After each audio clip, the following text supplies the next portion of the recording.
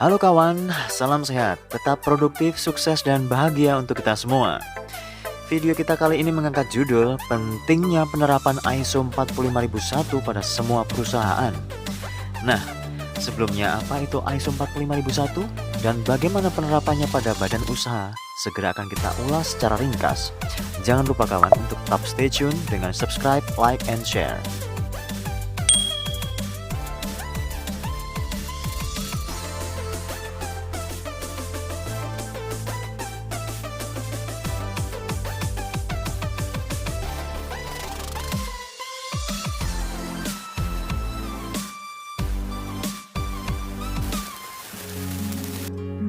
Berawal resmi pada Maret 2018, ISO 45001 telah dipublikasikan secara global sebagai salah satu produk ISO yang baru tentang Sistem Manajemen Keselamatan Kesehatan Kerja atau SMK3. Sebagai pengganti produk ISO sebelumnya yang serupa namun tak sama yang disebut OSAS 18001. Perlu kita ketahui, tujuan adanya ISO 45001 secara general adalah agar pemilik bisnis atau owner, kemudian manajer, pegawai atau staf lainnya, dan pengunjung terhindar dari segala bahaya dan risiko yang timbul dalam aktivitas pekerjaan. Selain itu, tujuan dibuatnya ISO 45001 antara lain 1.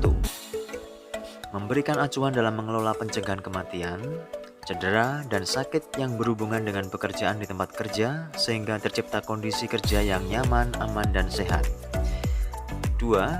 Meningkatkan produktivitas karyawan di tempat kerja karena adanya kepastian perlindungan demi keselamatan dalam bekerja. 3. Membantu memastikan kesehatan dan keselamatan, kemudian adanya perhatian strategis, kepemimpinan, dan sumber daya yang layak di seluruh dunia di mana program atau produk ISO ini diimplementasikan. 4. Mengurangi kegagalan dalam hal kesehatan, keselamatan, serta mendukung K3 di atas kepatuhan terhadap peraturan perundangan K3. Kawan, perlu diketahui apa saja komponen dan ruang lingkup ISO 45001. Berikut ini merupakan komponen yang terdapat di dalam ISO 45001. 1. Organisasi atau industri. Organisasi atau industri harus memahami kebutuhan dan harapan pekerja, serta pihak lain yang berkepentingan. Organisasi harus menetapkan, menentukan lingkup Sistem Manajemen Keselamatan Kesehatan Kerja atau SMK3. 2. Kepemimpinan dan komitmen. Yang dimaksudkan adalah dalam kebijakan K3, peran organisasi atau industri, tanggung jawab, akuntabilitas, dan otoritas, partisipasi, konsultasi, dan representasi. 3. Perencanaan, yakni meliputi tindakan untuk mengatasi risiko dan peluang K3, tujuan perencanaan untuk mencapai K3. 4. Dukungan untuk mencapai ISO 45001, yakni meliputi sumber daya yang diperlukan untuk ISO 45001, kompetensi pekerja dalam menjalankan kegiatannya dan peduli ISO 45001, informasi dan komunikasi kegiatan penerapan ISO 45001, kemudian dokumentasi informasi kegiatan ISO 45001. 5. Kegiatan operasi ISO 45001 meliputi perencanaan dan pengendalian operasional, manajemen perubahan, outsourcing, pembelian, kontraktor, dan kesiapsiagaan tanggap darurat. 6. Evaluasi kinerja ISO 45001, yakni yang meliputi pemantauan, pengukuran, analisis dan evaluasi, audit internal, tinjauan manajemen, dan 7. Perbaikan terhadap kelemahan-kelemahan dalam menerapkan ISO 45001, yang meliputi insiden, ketidaksesuaian, dan tindakan korektif, serta perbaikan berkelanjutan. Sedangkan ruang lingkup ISO 45001 meliputi 1. Penyusunan kebijakan K3 yang memperkuat tujuan organisasi atau industri dalam memperhatikan konteks internal dan eksternal. 2. Pembentukan, pelaksanaan, dan pemeliharaan SMK3. 3. Perbaikan berkelanjutan kinerja K3. 4. menjamin kepatuhan terhadap kebijakan K3, dan 5. Memperlihatkan kepatuhan terhadap standar ISO 45001. Kawan, lalu bagaimana proses penerapan ISO 45001 pada badan usaha? Standar ISO 45001 2018 dapat diterapkan dalam berbagai badan usaha atau industri, baik industri besar, industri kesehatan, hingga usaha kecil lain yang berisiko, sebagai acuan untuk mengontrol dan meningkatkan manajemen kinerja keselamatan dan kesehatan kerja atau K3. Selain digunakan sebagai acuan, beberapa badan usaha mengurus sertifikasi ISO 45001 sebagai pengakuan bahwa tempat usahanya aman. Agar rencana penerapan ISO 45001 di organisasi atau industri berjalan lancar, diperlukan model langkah-langkah penerapan ISO 45001. Proses penerapan ISO 45001 pada sebuah organisasi atau industri melalui beberapa tahapan, yaitu 1.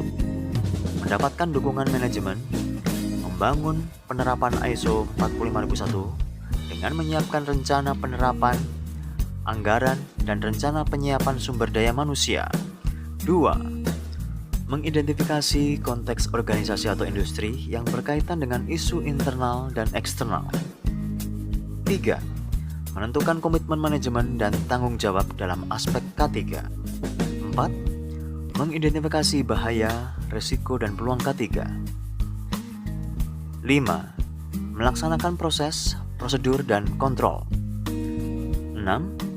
Memilih lembaga sertifikasi. 7. Menerapkan ISO 45001. 8. Melaksanakan internal audit. 9. Tinjauan manajemen. Dan 10. Audit sertifikasi. Kawan, berikut ada pertanyaan. Apa sih manfaat menerapkan ISO 45001 2018? Tanggapannya adalah, bila standar ISO 45001 2018 dapat diterapkan dengan baik, maka memungkinkan organisasi mendapatkan berbagai manfaat. Berikut ini beberapa manfaat bila organisasi menerapkan ISO 45001. 1. Meningkatkan kinerja K3 organisasi dengan cara mengembangkan dan menerapkan kebijakan dan tujuan K3. 2. Untuk menentukan bahaya dan risiko K3 berhubungan dengan kegiatannya, berusaha untuk menghilangkannya atau menerapkan pengendalian untuk meminimalkan efek potensialnya. 3. Menetapkan pengendalian operasional untuk mengelola risiko K3-nya, persyaratan hukum, dan lainnya. 4. Meningkatkan kesadaran risiko K3-nya. 5. Mendukung inisiatif keberlanjutan usahanya dan meningkatkan keuntungan. 6. Mencegah pekerjaan terkait cedera dan kesehatan yang buruk. 7. Mengevaluasi kinerja K3-nya dan berusaha untuk memperbaikinya melalui tindakan yang tepat. 8. Memastikan dan mewujudkan keterlibatan karyawan dalam pengelolaan K3 organisasi. Oh ya, di bagian akhir ini sebagai pelengkap informasi mungkin ada yang bertanya, lalu apa perbedaan ISO 45001 dengan OHSAS 18001 yang digantikan tadi? Meskipun ISO 45001 mengacu pada OHSAS 18001 sebagai tolak ukur pertama untuk K3, ISO 45001 merupakan standar SMK 3 baru dan berbeda, bukan revisi atau pembaruan. Kawan, berikut ini perbedaan pokok antara ISO 45001 dengan OHSAS 18001, yaitu 1. Terdapat peran kepemimpinan atau leadership yang baik. ISO 45001 menuntut integrasi aspek K3 ke dalam sistem manajemen perusahaan untuk dapat mendorong top manajemen memiliki peran kepemimpinan yang kuat terhadap SMK 3. Sedangkan dalam OHSAS 18001, tanggung jawab K3 didelegasikan kepada manajer K3. 2. ISO 45001 mengadopsi high level structure atau struktur tingkat tinggi yang terdiri dari 10 klausul yang bertujuan untuk memudahkan integrasi dengan sistem manajemen lainnya. Karena mengadopsi high level structure, maka ISO 45001 juga menerapkan organization and context. Sebelum melakukan penyusunan SMK 3, organisasi harus mempertimbangkan isu internal dan eksternal, kebutuhan dan harapan dari pihak-pihak yang berkepentingan, seperti pemerintah, customer, supplier, karyawan, shareholder, dan masyarakat atau komunitas sekitarnya. 3. Di dalam ISO 45001, organisasi juga dipersyaratkan untuk mengidentifikasi dan mengendalikan risiko dan peluang ketiga lainnya yang berkaitan dengan keberlangsungan organisasi. Sedangkan di dalam OSHA 18001 hanya mempertimbangkan risiko ketiga saja. 4. ISO 45001 bersifat dinamis pada semua klausul dan menggunakan pendekatan proses, sedangkan OSHA 18001 lebih berdasarkan prosedur sehingga tidak dinamis. 5. ISO 45001 lebih menekankan dan mendorong partisipasi serta kontribusi pekerja dalam menyusun SMK 3, sedangkan OSHA 18001 tidak menerangkan secara jelas tentang partisipasi pekerja dalam SMK 3. 6. ISO 45001 menuntut pemasok barang dan jasa untuk memenuhi persyaratan K3, karena pemasok barang dan jasa merupakan bagian yang mempengaruhi kinerja organisasi K3. Sedangkan OSHA 18001 tidak spesifik menuntut ini. Kawan-kawan, demikianlah penjelasan mengenai apa itu ISO 45001, bagaimana penerapannya, dan apa saja perbedaan ISO 45001 dengan OSHA 18001. Semoga semakin menambah wawasan kita terkait produk ISO ini karena relatif banyak berkontribusi pada akselerasi tumbuh kembang usaha kita di berbagai sektor.